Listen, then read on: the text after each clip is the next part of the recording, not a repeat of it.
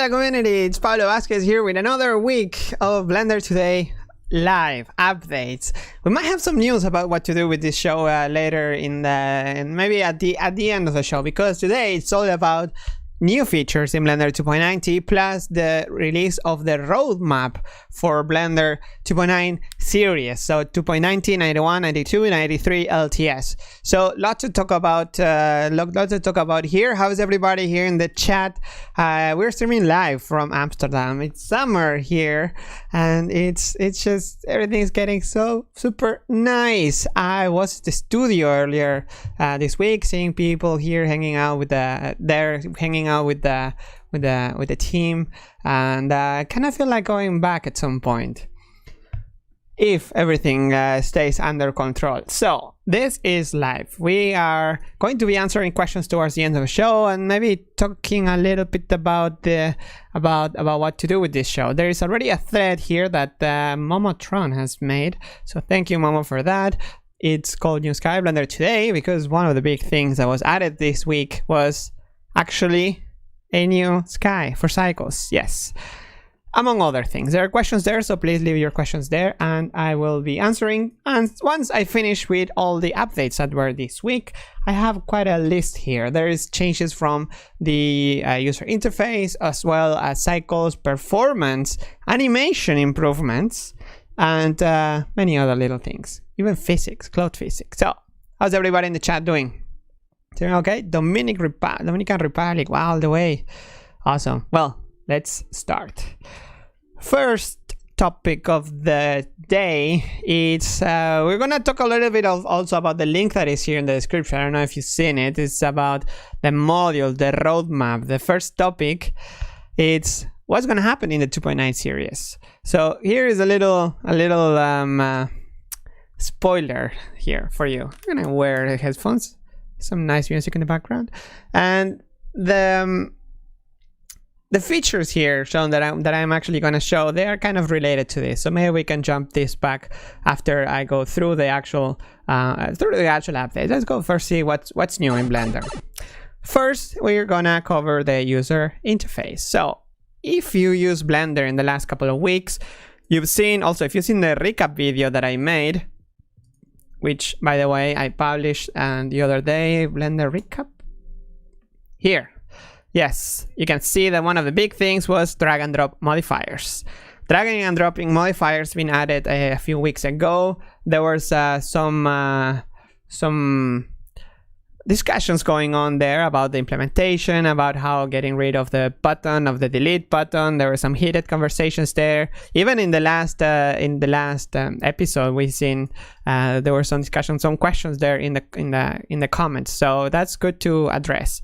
This is the feedback period, right? It's beacon 1, the first part, this stage of a development. So it's good that we get to address those. And for that, there is a number of fixes and improvements done. So let's see how the modifiers look this week. There's a number of patches that were added, and I think there is one missing that will make the experience more complete than ever. I think this what you're gonna see here, I think is the best we can get so far. It's a mix of bringing back some of the features that we had before. So basically, you're gonna see that now the moment you start adding modifiers, you're gonna see that now there is like a little bit more room to breathe over here. So if we open, let's say we open Blender 2.7, because really modifiers haven't changed since then. The layout hasn't changed since then. So you had the delete button, and then you have the up and down arrows, and then you had quite some space here taken by this by the name of the armature.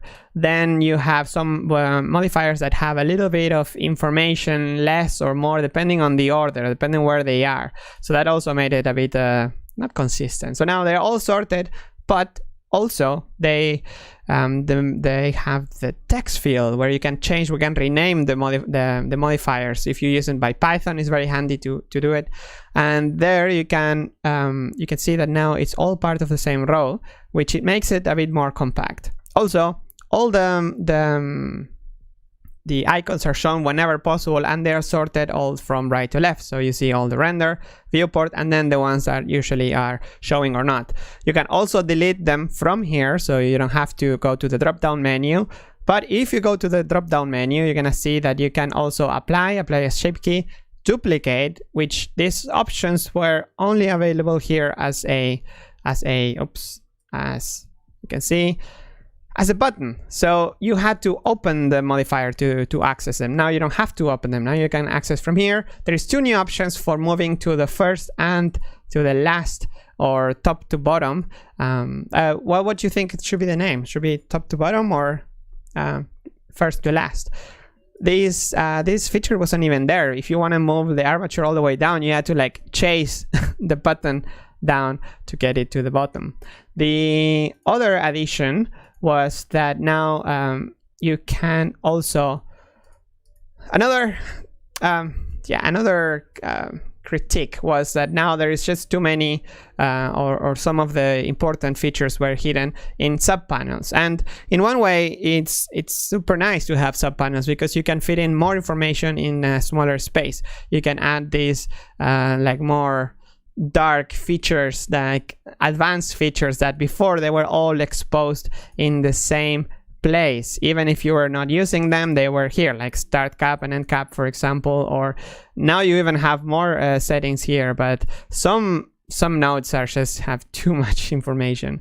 Now you can hide them, but if you want to show them, there is now a new shortcut which also applies to every other panel, which is, you know, you can do control click to, if you have many panels open.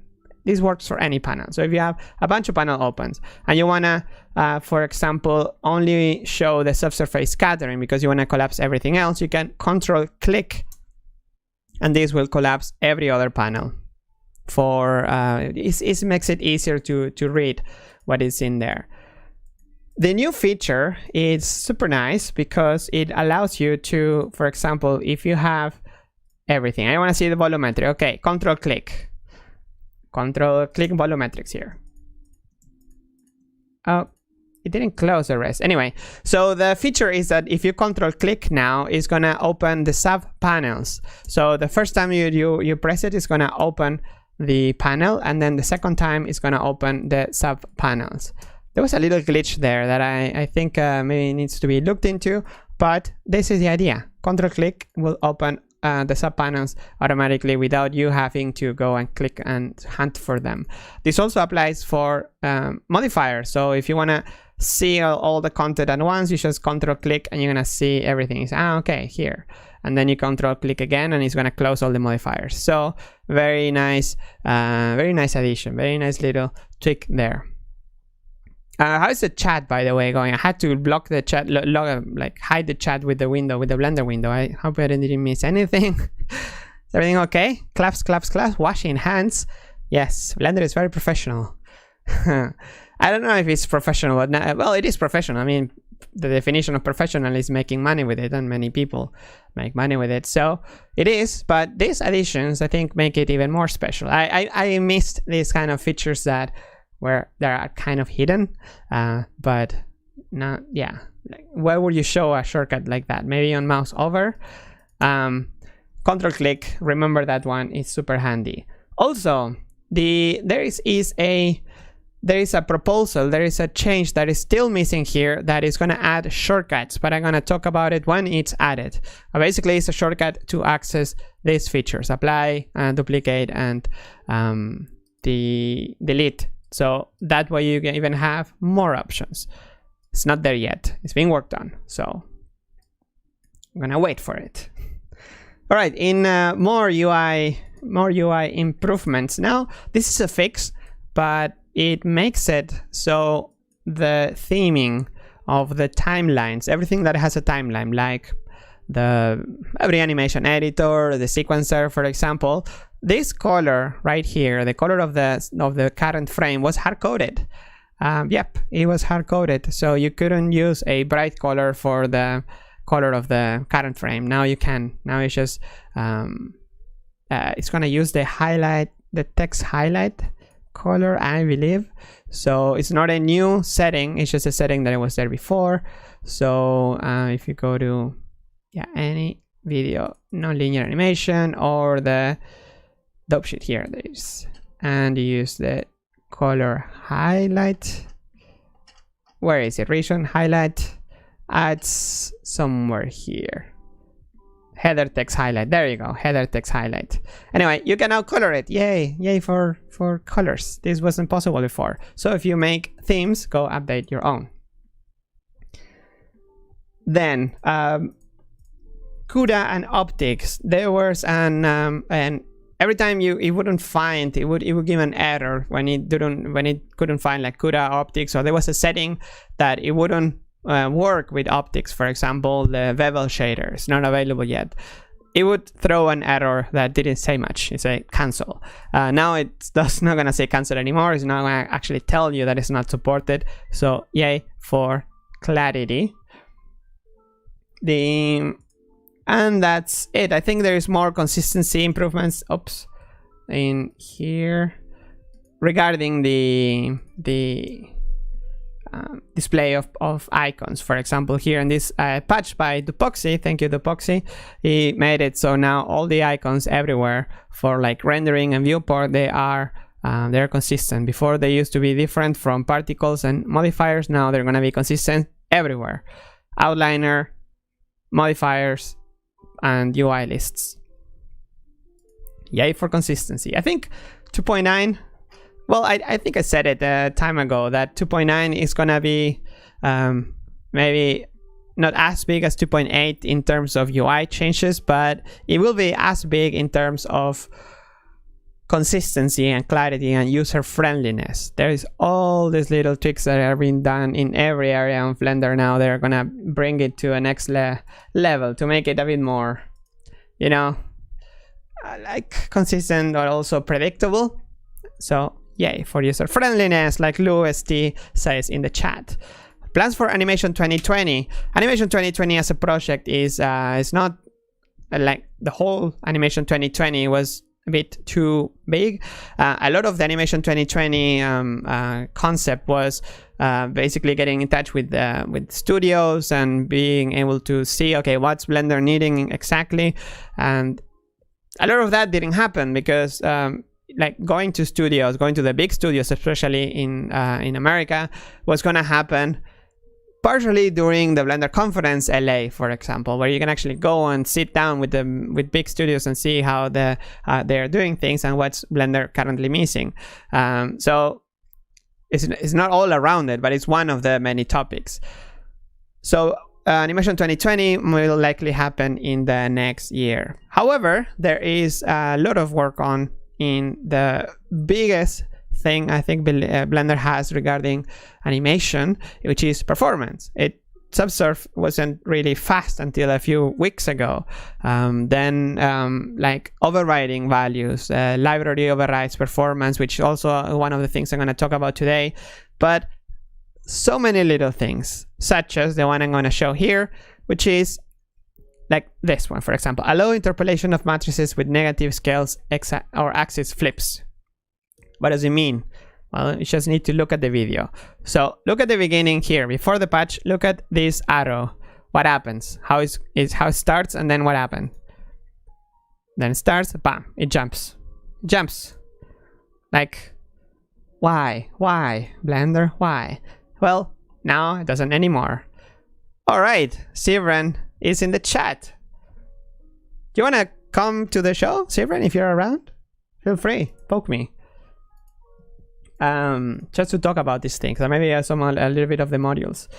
We can be here in the we can continue seeing the update. So okay, so this is one of the many things of the animation pipeline stuff that is not really like animation layers, but is these things that I think this is more important than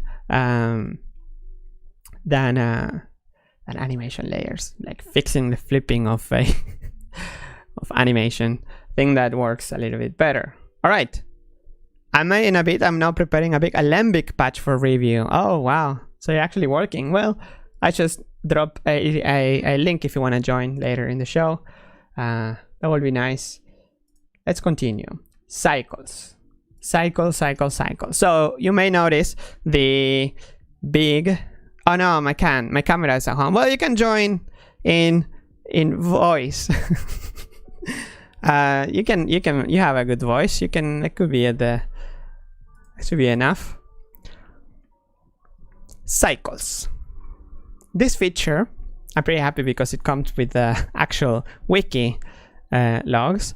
The sky texture has been greatly improved.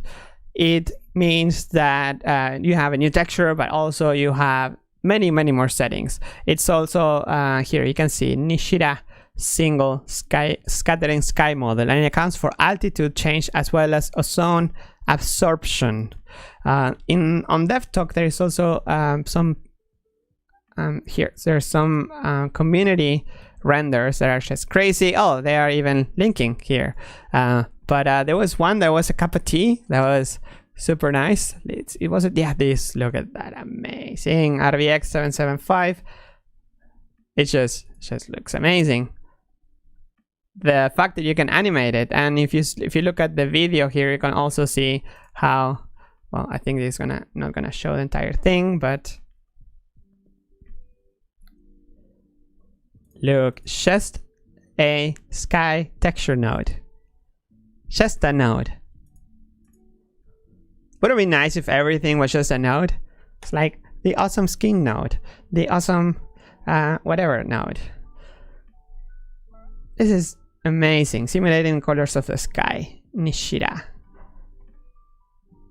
So good. Sun disk, sun size, sun elevation, rotation, attitude. Altitude, no attitude. It would be nice to have an attitude slider. You know, do you want an angry sun? Maybe for a dramatic sunset. Attitude. It also supports the sun lighting thanks to the integration of a sun disk that also has the limb darkening effect. That I didn't know. Yes, I think the comparison between the old and the new sky, it's almost unfair how good it is. If you look at in DevTalk, the example, there were some renders where you can see clearly here, these highlights are beautiful. Super nice, but these renders by Silex. That sky got attitude. Yes, Pizza Gamer. Super nice. All right. Yeah, go nuts. It's there. It's really gonna change, literally gonna change all renders. Of course, I mean, you would go, if you're doing like pro renders, you would probably want to go with the HDR texture, like the ones from HDR Haven or the one built in Blender by Blender. But this gives so much flexibility. Built in cycles. Would this work for Eevee one day? Maybe. I don't know. Maybe it relies too much in ray casting or ray tracing. All right. Next. If the next, let's move on. What is it? Grease Pencil. Well. Remember Grease Pencil. If you look at the Blender developers YouTube channel, you're gonna see a few weeks, months ago about the amazing feature Bake Mesh Animation to Grease Pencil. This feature, it's now in Blender. What does it do? Well, you can take a mesh and it's gonna make a Grease Pencil object out of it. So it's gonna take the material, it's gonna take the wireframe. So from the wires, it's gonna make strokes, and from the material, it's gonna make fill objects. So you can preview it here in the video, but I think it's better the example where it was taken from. Let's see if we can find the in the wiki, which I bet they updated because they're awesome. The operators bake mesh into Grease Pencil. So the Blender Everyday series, remember that we did it like at the beginning of the lockdown? One of the shows we had here, we had this amazing artist doing a showing like a tutorial on how to convert and the process to convert from a mesh into the like converting to a curve, I think, and then deleting some, like many steps as a life hack to convert and end up with grease pencil strokes that you can later like add modifiers and tweak the thickness, for example, to get this cartoon effect. Well, this tweet is actually what inspired the developers. It inspired Antonio Vazquez to work on this as a permanent Blender feature. So it's now part of Blender. You can see how it converts a little house into grease pencil.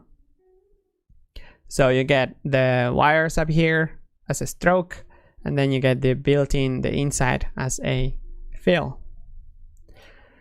Noah asks, do you recommend working with Blender 2.90? Depends on what you're doing. If you're working as a, like, if you're Pixar and you're finishing Toy Story 4, maybe not. Maybe stick with whatever you're using.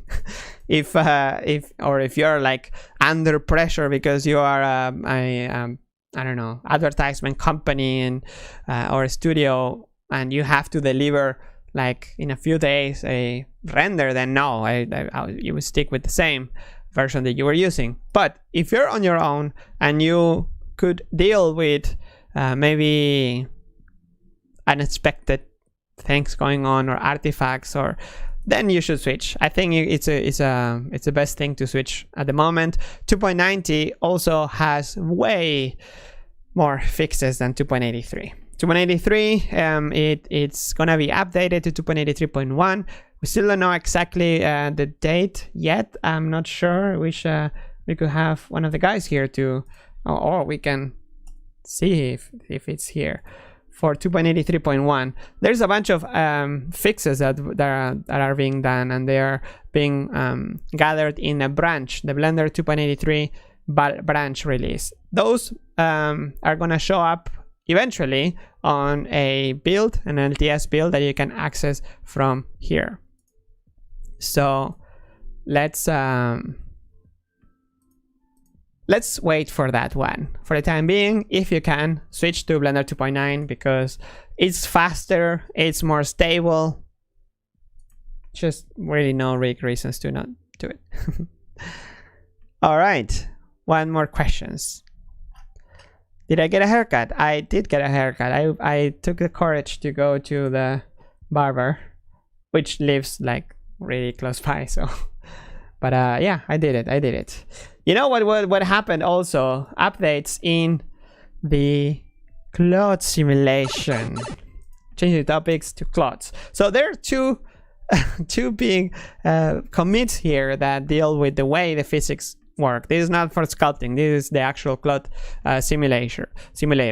And it's a patch from last year that was updated over time, and there are not too many videos explaining exactly or actually showing exactly what's going on. There is this blend file, but I haven't tried it right now. But in a nutshell, the difference is that now it's great. So the feature is called implement support for hydrostatic pressure gradient. Hydrostatic pressure gradient. I wish I would know what I'm talking about here, but let's see. When a fluid is put under influence of gravity or acceleration, it forms an internal pressure gradient. Okay, that I can follow, which causes observable effects like buoyancy. Since now cloth has support for simulating pressure, since since the last release, 2 releases ago, changes caused by fluid compression or expansion, it makes sense to also support the effect of gravity. That I can understand. And actually here in one of the pictures, this Alexander shows the developer that implemented this. He can see here how you can see this demonstrates the difference between tripling vertex mass and adding a roughly equivalent amount of negative buoyancy. Note how the object on the right bulges in at the top. Exactly. So this is without and this is with. So gravity is applied, so this doesn't like, it has pressure but it's also gravity, so it's not like just it looks a bit more real, I guess. It depends on the material and how much air you have, I guess, but it's pretty interesting. I wish we had more examples. Artists to the rescue, please make examples. Make this pretty. Let's sell this feature, because I bet also in the wiki there's no nothing physics. Yeah, no, you see this amazing new feature, and there's nothing to see about. There is also this feature, allow forces to act parallel to cloth, and it also looks amazing, sounds amazing. Currently our force effectors can only act on cloth when the force is perpendicular to the surface. This makes sense for wind, but not for other forces, and the user may want even wind to have some friction, of course, in water, for example. This changes the effector code output to two force vectors, although you could of course can pass the same pointer to both. The force is split between two outputs. Beautiful. On a new per effector setting. Per effector. So each effector can have its own. Nice. Maybe we should have Sebastian Pablo. Actually, he's been working on cloud simulation, and he's also been the one reviewing those patches. Let's continue. The next, it's a section. So I have a potpourri section, and then I have the performance section. Let's go with performance. What is this stream about? Is asking Ian Thekar Mandar. So this stream is a collection of new features plus a Q&A. I'm thinking about splitting this show in two. I'm gonna talk then at the end of the show, and we can discuss it. But yeah, it's basically both updates and a Q&A. The features, the performance is all over the place. There's one performance fix actually compared to the Blender 2.83.0, the LTS release. Apparently, if you render from a command line, so not F12, so not like when you are actually rendering with the from the interface, pressing render. This feature, this fix, actually brings back to regular numbers. Apparently, if you were rendering a default cube on a 16x16 tiles at 1080p in 2.83 from the command line, again with the terminal, it's gonna be around 37 frames, almost 38 seconds, where now is 17 seconds.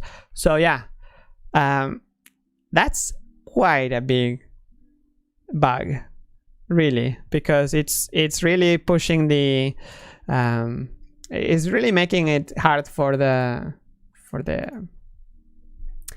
render farms to make it to fix that. I am so distracted. There is some comments going on in the chat that there is a spammer, and apparently YouTube is smart enough to find like the little bad word that you say once in a video and demonetize it for other people, but it's not really good at catching the like many accounts saying the name of a dictator in multiple times repeatedly. Like, how can that be missed on the nowadays AI and stuff? Anyway, this is funny though. It's just like multiple accounts saying the same. Like, what? All right, let's go. Let's move on. And it keeps happening. Sorry, I'm so distracted. I have to moderate and do the live stream at the same time. It's a bit hard. But hey, you know what's hard also? Fixing performance, making Blender faster. And it's not about fixing one thing, but it's about making it making a lot of little fixes all over the place. This one, for example, tiny fix, less than a frames per second, like actually 0.2 frames per second. 0.2 frames per second improvement in this file from Spring, in the 0.02020 file from Spring. So it is a production file, but it should be faster if you have like a complex scene, a file with a lot of objects and a lot of keyframes, especially. Apparently, when you play back, when you see the it keeps happening, sorry, in the chat. If you play back, it would update the channel list and the animation editors at the same time. So that apparently has a hit on performance. Not anymore. This should be the fix that it's not gonna update the channel list anymore. How's everybody doing in the chat? I'm thinking of just closing the chat right now because I'm getting so distraction. At least I need moderators. Yeah, I know. I need company. The next improvements, there's 3 improvements that are actually gonna make the library override so much faster. So if you're doing library override in the last week, which I think I mentioned in the video from the recap, that you can now override modifiers, camera data blocks, and other settings. I think it's in object data blocks as well. This is gonna make it so it's not so slow. Apparently it would be like take a few seconds to only even just like click on a bone. Not anymore. This one, for example, it gives it a 2% improvement in library override. This update though, there is another one. So again, improvement is like many little fixes. In this one, for example, we get a 10% improvement on the overall diffing process. So when you do library overrides, it's gonna be faster. And finally, there is another improvement here that it's gonna make it much faster. So it's gonna several times faster on some complex production character. So in this case, when we talk about complex production character, this fix, for example, is done by Bastien Montang. He's working here at the Blender Animation Studio. So he's testing with files from production, heavy files with lots of bones used in open movie projects. All right, did the booleans get better? Not yet, but there is work going on in that regard. Actually, I wanted to tweet about it the other day because there were like many. I can't find it here, but the author of the new booleans branch is actually committing a whole bunch of things. So pretty exciting. Should I choose furniture design over movie making? You're probably gonna get more if you're up for the money. You probably get more about making furniture than movies. It's completely unrelated. You know what is not unrelated? The potpourri section.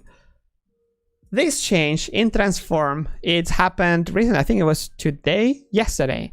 It changes how the snapping to the intersection between constraint and geometry. So there is here a number of changes that, for example, 1. While constraining to a plane, snap to an edge element. The snap is made at the intersection between the edge and the constraint plane. So this is 4 combinations of snapping that have changed. The second one is, for example, when you're constraining to a plane, snap to a face element. So the snap is now made to the nearest point between the snap point and the line that intersects the face plane with the constraint plane. The third one is, while constraining to an axis, snap to an edge line element. The snap is made to the nearest point on the axis to the edge line. And the fourth one and last one is, while constraining to an axis, snap to face element. So to avoid unpredictable jumps outside view boundaries, an alignment check is made for each of these snapping combinations. It's pretty neat. It's a fix, but actually ended up being a major change. You can read more here in the task. It's the 66,422. Interesting. Still no. I bet one of the first comment is gonna be still no slide snap on edge slide. And no, I wish we had that. Should be coming. Hermano has been working on snapping tools and improvements for so long. Let's continue. Outliner. There is a unified delete hierarchy operator. This is a kind of a fix, but also a new feature that allows you it allows you to delete hierarchy in all the outliner view modes. It also unifies the collection and object hierarchy delete into a single operator. This makes it easier to delete all selected collection and object hierarchies at once. It also removes the old object delete hierarchy in favor of the batch delete code, which has been default for over a year. So now you can delete objects and collections all in one go. You can right click on a collection and it should delete hierarchy, should delete everything inside. So pretty neat. Max importer. Yes, I know. Not for writing it 100 times. It's gonna happen faster. I mean, it's good to get it, to see it happening. But what else? Have you ever been in a situation where you select similar vertex groups and you got a limit of 32 vertex groups? That's no longer the case. Now you can have any number of vertex groups. That's similar to what I show in the recap video, where I mentioned that if you run into 4096 limits in the selection of armature bones, that's no longer a limitation. Now you can go all the way to 8192. Another one is the addition to the camera rigs. Have you ever used camera rigs? If not, you are missing out. It's an option. It's an optional add-on that comes with Blender, so you don't have to download it or buy it anywhere. It's just the camera rigs, and it adds to the default one. It adds a here. So it makes the camera button in the Shift A menu to be actually an multiple settings. So for example, camera, dolly camera rig, crane camera rig. So this camera rig is gonna give you a new option for the offset. So camera offset to the 3D rig. So not for the 2D animation, but a 3D rig. So thank you, Wayne Dixon, for working on it. And last but not least, this is more of a PSA, like a public service announcement. And if Sivran is here in the chat, I'd be happy to see that we are actually sharing this news in case you were one of the very few people to use it. It's a deletion removing the support of HDF5 archive format on Alembic in favor of Future. All right. I think we are good with all the improvements that were done in so many in this week. I have to make a new recap next week with all this. The ones I'm most excited about is the modifier ones and improvements in performance and the sky. The sky is also gonna be a nice one. Are you people watching the recap videos? Do you think there's a like conflict of interest between the Blender Today and the recap videos? Let me know. For the time being, I'm gonna move topics into question section. All right, so there's 22 comments. Let's go through them. Recap videos is awesome. Yes, Marco Pavanello, they're good. All right. I got it. Let's see. So first question, Vors Ferry. I say, hey Pablo, could you give us an example of how subdivided productivity increases? In what case? So far, I haven't been able to notice a significant difference. Lots of RAM, RTX 2070 and a Ryzen 9. Subdivided productivity increases. Subdivision, you mean? Subdivision, you haven't seen a significant difference. I don't know exact details, but it should be faster than if you compare it to previous versions of Blender. Should be. Thank you for your work. The roadmap for modeling looks very promising for me. I can't wait for the new features. Thank you. Sorry, I can't give an example of when in which case it would be faster, but it should just be faster overall. Maybe if your file is very simple, you wouldn't see a difference, but it gets more effective the more complex your file is. Your character is, for example. Reanimate, asking again here, since my question didn't get answered last week, sorry about that. Any chance to get liquid simulation to use ocean modifier as a base velocity? Basically, I'm trying to do some kind of Houdini ocean flat tank sim, combining ocean spectrum and liquid sim. I'm not sure about this because the ocean modifier is very special. It's like its own little library per se. It's not like a real liquid simulation. So I'm not sure about that. I can only hope though for modifier nodes to be able to make this more interactive, the way you connect one modifier with the other, because both are modifiers, right? Like fluid simulation and base and notion modifiers. Next, let's continue. Is there going to be any improvements on cycles for dealing with a complex transparent objects, such as a complex hair mesh? Currently, we have to increase the transparency sample to 3464, but as we know, that increased the rendering time a lot. I think there were improvements planned for that in general, but it depends. Complex transparent, like complex hair mesh. Yeah, I'm not sure about specific improvements. You can see the roadmap for cycles here under render and cycles in developer.blender.org, and it should tell you a little bit of the roadmap. So long-term roadmap, you should see now there is a bit more places to go read about. Oh, this is super slow. Anyway, here, go and you're gonna find it. There is a workboard, but also there was a list of, oh, wait, it is linking to a file. This is the name of the file, sorry. There is I couldn't find it now. All right. Go to the workboard. You should see there, but there was a list I cannot find now. I wish that I was here to see all the tasks that are planned for the cycles, or each module even. Next question. Hair is in physics, says Pipeliner. No, but what it means is the rendering of it. So when you have transparent hair, you need to tell it how many bounces you're gonna be you're gonna render. But still, I don't know. I think there is also a way to make it's not so much in the renderer itself, but also how you set up your own materials.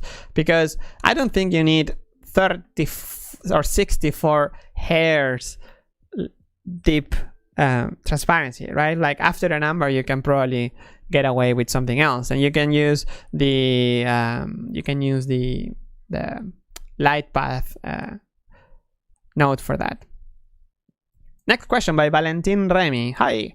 I noticed motion blur on the roadmap for Eevee. Is it object motion blur or just improvements for camera motion blur? It's everything. It's everything, and there is already there is already work in progress. So it's in the very near roadmap for Eevee, which is amazing. Next question, Gorro Rojo says, Hola Pablo, happy 108th episode. I wanted to ask what happened to the Agent 327 feature film. I haven't seen any talk of it anywhere, but also haven't read any update saying it is cancelled or delayed.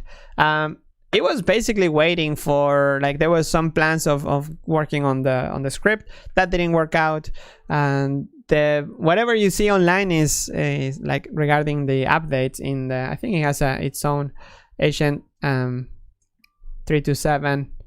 Oops, nope. The Agent 327 without underscore on Twitter. It's the last. Oh. Anyway, I couldn't find it. Anyway, there is an Agent 327 Twitter account and Facebook account where we share the news there. No, it's currently not happening. There is focus on a short film in the Blender for the next project for the Blender Animation Studio. Next, hi Pablo, will optics be on GTX 1050 in Blender 2.90 or 2.8? Will optics in 2.90 it will be there, like you're gonna see optics, but in 2.83 no, because this is a GTX graphics cards, and in 2.83 it's only RTX. Ricardo says, hello, question. Hi Pablo, it's always a pleasure to watch your anticipation of the news. Thank you. I wish to ask if you might spend a few words on this task, Blender LTS maintenance task. Any forecast for the first maintenance of 2.83? No, unfortunately, I don't know exactly. Again, wish one of the guys was around, but maybe the shipper knows about dates for this. I think that for the time being is more about gathering as many fixes as possible. So what you see here is the task for Blender 2.83.1, so the first release. Many of those are closed already. All the fixes are there. Fixes are being applied to the branch. So you can see all of this that are green here are actually fixes that are in the branch available in the Blender. This is the name of the branch. It will be eventually part of the build bot. So you're going to be able to get the latest LTS anytime. You don't have to wait for 2.83.1 to come out. It's actually a rolling release, you know, like an app on your phone. Do you know which version is your Gmail in your phone? No idea. It's actually a rolling release. It's always being updated. That's a plan for an LTS. Next question. So, but that will be in the build bot, by the way, and I'm gonna mention it here and make a video about it. But it's not there yet. The build bot was under maintenance in the last week. Shooks says, hey Pablo, great haircut. I think the 3D cursor can be controlled with the G key when selected like other objects. Any maybe input to XYZ positioning will make positioning easier. Yeah, I think the 3D cursor, since it's a tool now, it could have way more widgets. Absolutely, yes. The problem is that the 3D cursor is a tool, and the handles are also another tool. So this is a tool, right? You can set it anywhere, but this is a different tool. That's a problem. Like if this wasn't a tool and we just had it like in 2.7, which for me I think it was better in a way, because you could always have those enabled regardless of whatever. Well, there was no such thing as tools in Blender 2.7, but you could enable and disable that any time, even while you had other tools here showing around. You can enable them here if you turn them on here, but still, yeah, I think 2.7 had a different, better approach in that regard. And I think I'm already answering here. We'll make positioning easier. Thanks. Sorry about the spammer. So it's okay. It's not. You can't do much about it. Once the live streams get a bit popular, I think it's understandable to get spam. The thing is that I'm very distracted by it. I just need to not look at the chat, but I also want to interact with you guys. So, all right, Slemon. I went all the way to the bottom of the question, the list of questions, so I can answer the ones that were asked first. Slemon asked, "Hola Pablo, how was your week?" Thank you. It was actually pretty good. We published a recap video. We had a meeting about pipeline at the studio yesterday and Thursday. So I went to the studio, I saw people and saw human beings. Then we had 2 meetings about user interface this week, about some planning about the roadmap. I'm part of the user interface team, so there was some discussion in that, and yeah, it was a good week. This isn't a perfect mockup at all, but it has a good handful of people excited. Don't worry about reading all the text live. Could you guys please consider something like this for 3.0? Let's see. Thank you for the part of not reading everything live, because it means that I can basically glance at it. So, okay, new mode switcher and horizontal toolbar. I saw this actually in the past, a few days ago, and it's very interesting. It does take vertical space though, which is, it's kind of precious, because you're actually like, the vertical space is in 16:9 or like landscape screens is the ones that is more precious. But it does make it more easy to scan. When you go here and you see, okay, I know it's one of the yellow buttons, and then you go here and then it's one of the red buttons. However, this screen is huge. This is like gigantic. It is like 1440p or so, and it makes sense there. But in Blender, as a minimum, right now, Blender is requiring a 720p screen. It's part of the requirements in Blender. Requirements in blender.org, that we ask for minimum, yeah, 1280 by 768. That's a problem, right? Because if Blender's minimum was full HD, then you could do those things. You could do like, yeah, sure, just add everything, and just if it doesn't fit, then okay, you don't meet the minimum requirements, but that's not nice to do. So this should be investigated, how if it could become a setting eventually, or not, if it could be automated and a setting. So I kind of like the idea, but it should be optional. And also then you end up with a lot of space here that you're not using. So maybe it's good to give it like another iteration to that idea. Maybe what to do with the tools here. Like maybe we can bring back the old tool shelf with actual buttons here, but actual tools that you need to press buttons, and here the ones that are settings. Which actually, in a way, if you click on one of these tools, then you have the options, the tool options right below it, which is connected. Nice to think about it. Oh, okay, I refreshed the page in the meantime. So let's go to the bottom here. Greetings Gold. Is it possible to change the Blender code offline without providing a name and mail address, a GitHub or anywhere else? I failed trying it. Thanks, and please go on with what you're doing over there in Amsterdam. Thank you. Is it possible to change the Blender code offline? What do you mean offline? Without providing a name and a mail address, a GitHub. Blender doesn't use GitHub. For committing to Blender, you need an email address, and in developer.blender.org, you need an account here in developer.blender.org. So yeah, I mean, you need some kind of identification, right? I mean, I don't think if you say you're called John Smith, nobody's gonna, or Keanu Reeves, nobody's gonna ask you, hey, are you really Keanu Reeves? So you could just put a fake name, but it's nice to have, you know, if you're actually gonna contribute to Blender and everybody's gonna use your code, someone to call and talk about, complain with too. Let's see. So, hi Pablo. Daniela, I heard that Tangent Animation is cooperating with Blender to bring improved USD support. Honestly, I'm overjoyed. It's great to get input from studios that use Blender for improvements. No need to open this on the show, but thread and about... I saw AMD poke in saying they were also creating stuff for USD, but more in the shape of an add-on that allows USD Hydra rendering as a render engine, as well as a node graph for USD scene composition. This is the best news ever. Add-ons is great, but I would love a scene management workspace by default in Blender for USD.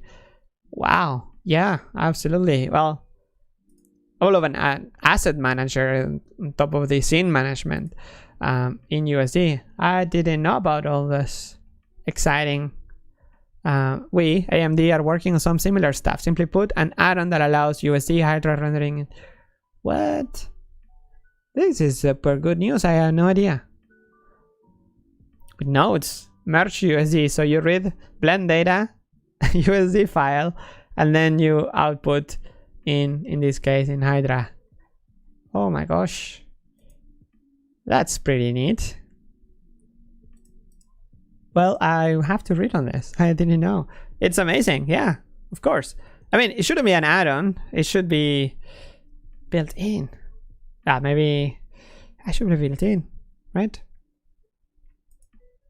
Let's see. Arianudin says, hi Pablo, last week I asked about the development of QuadriFlow and recall the lies saying that it would be nice if there was a library, library of algorithms ready for quadrangulation. Have you seen this one by the developer of Dash 3D, Auto Remeasure, and then Pablo de Barro? It combines the code from libigl, comiso, and libqex to a single repository. I have no idea about this one. Should be passed around. I'm gonna open here the link, and I'm gonna save it to pass it along to the developers. Let's see. Hello everyone, and hello Pablo. Is click and drag in the side panel possible to do. Just like click and dragging in the properties panels lets you go through the tabs. In the side panel possible too. You mean here? Click and drag. No. There is a lack of consistency there. If you scroll here, it's gonna scroll the tabs. But if you scroll here, it's not gonna scroll the tabs. However, if you control scroll in this area, or like in the header here, it's gonna scroll the tabs. So there is a, but if you do it here on top of this button, it doesn't. So yeah, we gotta look into this, how to make it more consistent. Here is click and drag, whereas here it's control, no, it's scroll only. So scroll, control scroll, or click and drag. Yep, we need a consistency pass here. We need the consistency police come and talk about it. Thank you so much for the remark. Serge asks, hi Pablo, thanks for making Fridays even better. I might go back to Mondays. I'm thinking about it. Are there any plans for this year's Blender conference since the pandemic? And also, will there be a tutorial for the library override? Use it, seems it's progressing but searching for viable information about this topic is scarce. Plus, what's weird? What this weird option in Blender does? All right, so questions. The first one about Blender conference, we're basically waiting for what is the city going to do. What are the plans? There is a big event in Amsterdam that it's called Amsterdam Dance Event, which is around the same dates of the Blender conference. It's around the last episode, and this brings a lot of people to Amsterdam. So it means that if they can do it, we can do it. Just basically having that as a reference. There are no news as far as I know in regarding the corona here in the Netherlands about the opening of that part to more massive events. Remember last year we had like 400 or 500 people, so it's quite massive. The Netherlands nowadays is kind of stable, so let's hope this continues to stay the same. Like these are people, they changed the website, but basically the curve is going down. But yeah, the thing is that they expect in Europe a second wave now in September, October, so I hope not. Okay, so will there be a tutorial for library overrides? I think this setting, this feature, the library overrides, is being tested heavily at the Blender Animation Studio, which also provides tutorials and training for the Blender Cloud. The Blender Cloud is known for the advanced tutorials, so I think library override is definitely gonna be one of those. In the cloud, we also share some of these videos to be available for everybody. So it's a mix of you pay monthly a subscription to access most of the content, but there is also plenty of content that is just available for everybody. So maybe could be a mix, could be like a easy tutorial for free and then one for the cloud. It's one of the ways Blender Animation Studio stays afloat. And what is this setting? Oh, here. This is an easy one. So this setting allows you to choose. You must be using cycles here because it looks different in Eevee, but here. So basically, when you have a material, you can assign it to two things. You can assign it to the object or the data. What does it mean? It means that if you have, for example, you have a monkey with a material that makes it red, right? You have this monkey. If you alt D the monkey, so they are actually the same object twice, both have the same material because they are linked to the mesh, to the data. However, this is a super nice trick that you can attach it to the object. So in here you can have another material with the same mesh. So it's one mesh, two different materials. Oh, mind blown. I love this feature. I use it very often. In the Eevee, I actually changed the UI for that. I made it so it's only the icon. Just so we have more space for the material preview, but I forgot to do it in cycles. That's my bad. And now, thanks for the reminder. I'm gonna leave this tab open here so I can remember, and maybe I can do the fix for the Blender for cycles. I can commit, which I didn't mention this thing, but I did a thing the other day, this feature. The when you have multiple collections and when you move a collection with the M key, now you can now it's gonna show you the new collection first on top, then the sync collection, and then all the other collections. So yeah, it's a very small thing that I did, but it was fun to do, and I based on a DevTalk paper cut. So yeah, thank you the DevTalk forums for providing the paper cuts. When will optic? Okay, I think we are 1 hour. Okay, let's do 5 more questions. Number 1, when will optics get updated to include ray traced shaders like ambient occlusion, etc.? It's surprisingly common to have to use CUDA and an RTX card because I'm using an incompatible shader. Well. Recently, there has been a fix, I believe, that makes it so you can denoise with RTX but render with CUDA, which is going to solve all these issues, at least for the ones that are actually available for CUDA. So this should be on its way. Number 4, what about the new modifiers interface? It's all fine and dandy, but necessity to open dropdown is a bummer, especially since when you're about to apply the modifier, usually user is just edited with some parameters in it and open the scroll. Maybe there is a chance to make tiny buttons to apply. No, the solution is gonna be shortcuts, and that is already on the way. And I had a fix. I compiled the thing the other day. The feature. There's a patch already that will make it so when you have a modifier and you use. So how do you duplicate here in the viewport? You duplicate with Shift D. So if you do Shift D over here, it's gonna duplicate the modifier.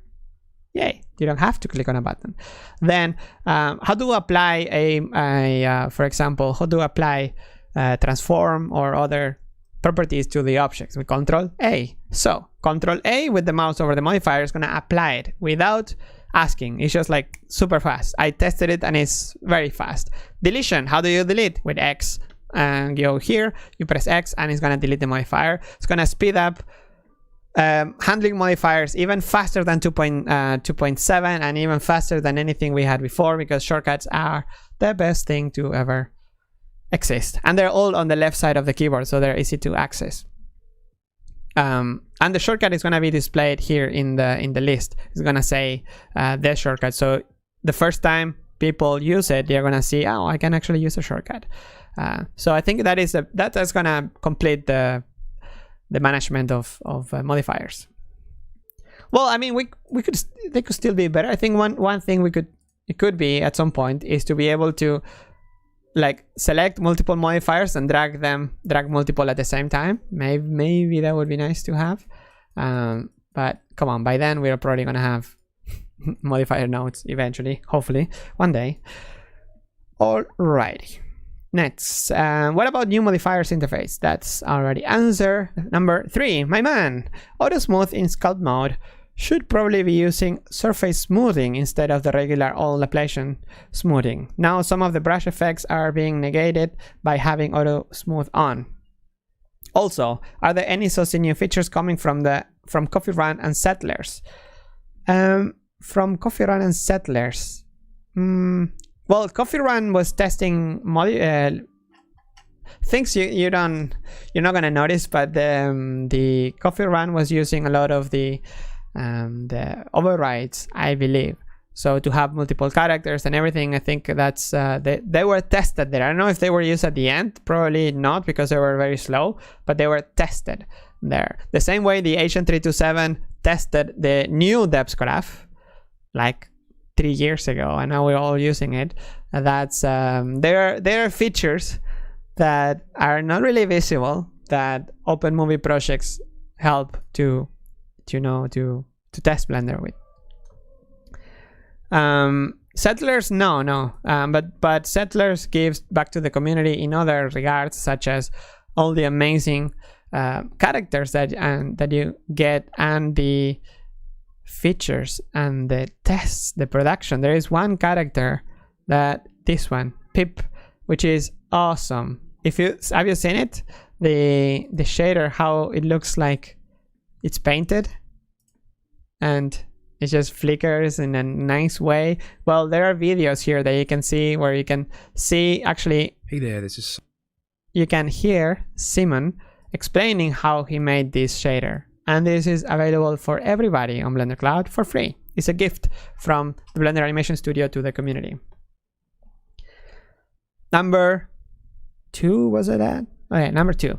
I don't know how the community uses Blender and which version, but could I share an idea? Of course. With Minecraft, you have a launcher where you can pick which version to use, full release, snapshots, etc. Could this be something Blender could or want to do?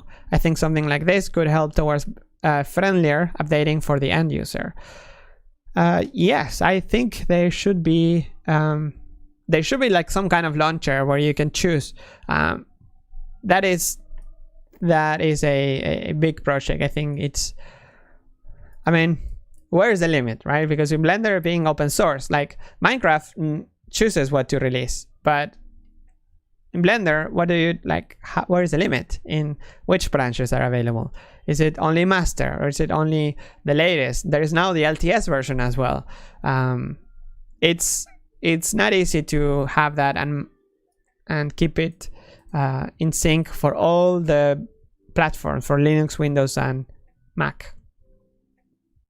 Last question, number 1. Hi Pablo, hope you're doing well. Is there any word on drag and drop importing files? Not that I know. I wish this would be tackled by any of the one of those tasks that new developers want to jump in, because there are examples on how to make this work. For example, you can drag and drop an image, you can drag and drop a blend file. This should be an easy place to look at. Let's see, is there in the chat, there is a Blender launcher. Is there any information about Blender Future on Mac? Well, in the roadmap, actually, that we didn't get to talk about, you can see the modules roadmap. This is linked on the description, by the way. You're gonna see the plans for every section: animation and rigging, performance mainly, visual keying, data assets is all about performance, Alembic USD, assets, overrides, which is hopefully wrap up by 291, and Eevee and the viewport, all about Vulkan. Vulkan is a replacement for OpenGL, and it has there is a layer available for making Vulkan work with Metal, which is what Mac uses, and that should help. Then feature film requirement, what? Viewport compositor, virtual reality, feature film. Well, we are making a short film, or are we? I need to go back to the studio. I'm so out of the loop here. Grease pencil, line art, SVG import, SVG export, image tracing, and blocking 3D. Modeling, fast high poly mesh editing, tools polishing, precision modeling, UV for game and environment. Really? Is that for 2.90? But we have like 10 days, 12 days till the end of this, the new feature for 2.90. And OpenSubdiv. Nodes and physics. OpenSubdiv, I guess the GPU part, because this is already implemented the CPU part. Nodes and physics, particles, OpenVDV, hair, and volume for 2.92. Python API, no plan changes. That's good for people making add-ons. Render and cycles, performance, polishing. I like how performance is on almost all the topics. Many lights, Embry, open image denoising. Point again for 2.90. That was already baking for render and cycles in 2.92. I'm so happy to see that. People are asking about it every week. Skull vertex paint, multi-resolution, brush management, cloth brush improvements, and that is Skull vertex paint. I think it's the attribute. We call it attribute. I need to go back to the studio. Or get people in the live stream. User interface, statistics, nodes, modifiers. That's already happening. Property search for 2.81, and then report and warning for 2.82. And the nodes is not gonna be only 2.81. Nodes should continue like all the line here, and then wrap up to the other side of the editor, of the browser. VFX, storyboarding, Blender sequencer refactor. That's already going on, and it's gonna be in part of 2.81. Tracking a mask pipeline, and more look at all the love that the video sequencer is getting. This is super nice. Filmic and tracking, 291. All right, if you want to know more about this update, you can just click on the title of each one of the graphics and you're gonna get here to this page where you can see more on the submodules such as video sequencer. All right, I say 81 but it's 91, sorry. Yes, 91. All right, I had a lot of fun. 10 minutes passed, sorry. Let's go with a blast. How do you have fun today? Sorry about being distracted by the chat. It's been a bit of a crazy week. It's also very hot in here. It's summer nowadays, so kind of summer. So it's also and I need to close the window for the noise. So I think I'm gonna go and get some fresh air by the window because I am actually gonna do another live stream right now, which is in Spanish. Is this equivalent to this, but in Spanish, starting in 1 hour over at the Blender Hoy YouTube channel. In case you didn't know, this also happens in Spanish. So okay, time to wrap up. I will see you and I will hear you if the sound of the epic lets me. In 5, 4, 3, 2, 1.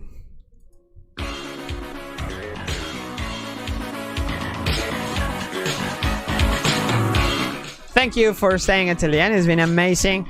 Another week. Watch out for the recap video next week and stay tuned for more. Bye bye.